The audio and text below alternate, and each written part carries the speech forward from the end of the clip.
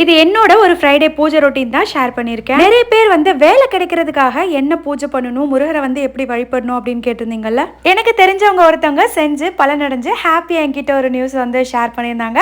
அதை தான் வந்து உங்களுக்குமே யூஸ்ஃபுல்லாக இருக்கட்டும்னு வீடியோவில் ஷேர் பண்ணுறேன். செவ்வாய் ஹோரையில் வெற்றிலை தீபம் போட்டு பலனடைஞ்சது ஒரு பக்கம்.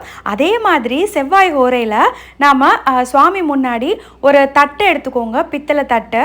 அதில் வந்து 2 கைப்பிடி அளவுக்கு தூரம்பருப்பு இருக்குல்ல, அதை நல்லா பருத்தி விட்டுட்டு அதுக்கு மேலே 2 அகல் விளக்கு, மஞ்சள் குங்குமம்லாம் வச்ச 2 அகல் விளக்கு வச்சு நெய் விட்டு சிகப்பு நிற திரியை வந்து அதில் இட்டு நாம் முருகப்பெருமானுக்கு முன்னாடி விளக்கேற்றி வழிபட்டுட்டு வந்தோம் அப்படின்னா கண்டிப்பாக நமக்கு வந்து வேலை கிடைக்கும். இந்த பரிகாரத்தை நம்ம கோயிலில் கூட வச்சு பண்ணலாம். காலையில் 6லேருந்து 7 மணி, மதியம் 1லேருந்து 2 மணி, நைட்டு 8லேருந்து 9 மணி போல் இந்த 3 மணி நேரம் செவ்வாய் ஹோரை டைமை வந்து பயன்படுத்தி பலனடையலாம்.